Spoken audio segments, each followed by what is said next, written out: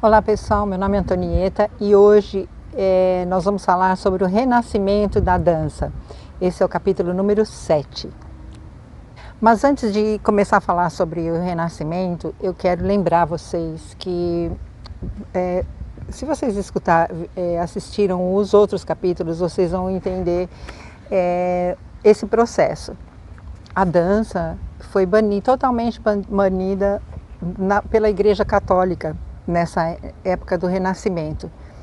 Mas aí a gente percebe que muito antes da Igreja Católica já existia dança nos ritos de várias culturas, inclusive no Brasil, que é uma coisa tão forte, né, que nós temos em várias religiões, nas religiões indígenas.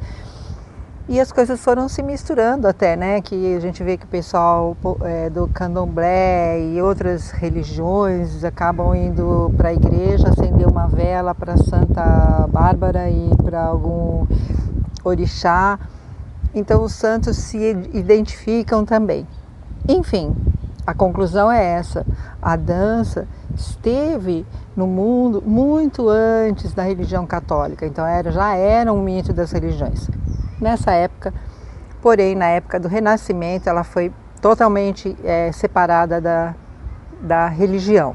E nessa época, o Renascimento foi uma época assim que a dança começou a ser valorizada demais. Ela saiu da igreja, mas o povo começou a apreciar muito mais a arte e também começou a crescer a burguesia. Então já a dança separada da igreja já era sustentada por essa burguesia que enriquecia facilmente nessa época. Na França era chamada de Renascença e na Itália de Quattrocento. E aí começou o intercâmbio entre esses dois países, a França e a Itália. Começaram a se comunicar muito mais, a desenvolver muito mais a dança, né? E lembra que no último capítulo a gente falou que a dança já estava ficando bem, começou a existir uma técnica, mas ela não tinha alma. E agora não, agora ela começou a expandir mais e mais a técnica e aparecer a alma da dança. E aí vem a dança erudita. E com a dança erudita começaram a aparecer os mestres.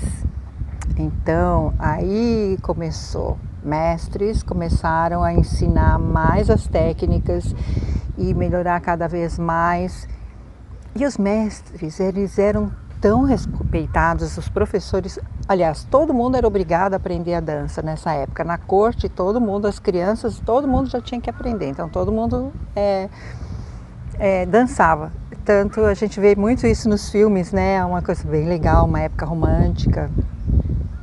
E, enfim, os professores eram super respeitados. Eles eram vistos quase que como alguém da família. Tanto é que quando tinha algum evento na família, um casamento, aniversário, coisas assim, o professor era convidado para participar.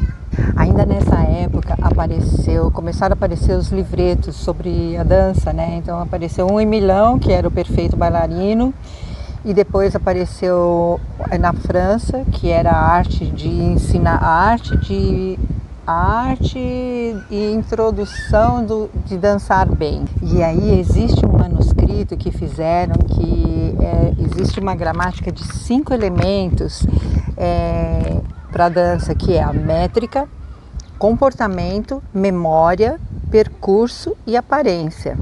E aí começou a complicar, né, gente? No século XVI começou a aparecer mais técnicas aí.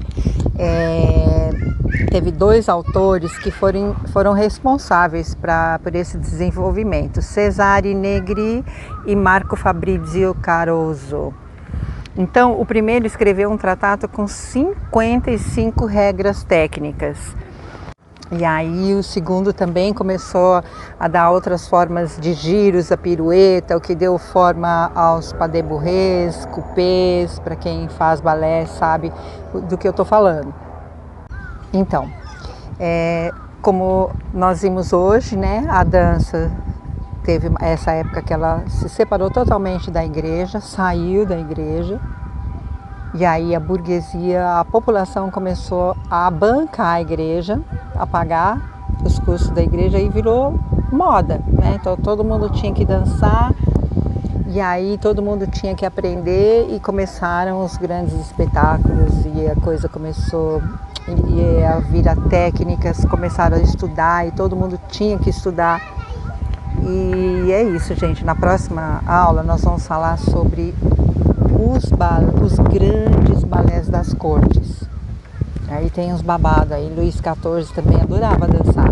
Ele adorava dançar, ele praticou desde pequeno, não queria saber de outra coisa, só de dança. Quem diria, hein, Luís XIV dançando? Mas isso a gente vai ver na próxima aula. Eu espero que vocês tenham gostado, curtam e acompanhem e passem isso para suas alunas, tá?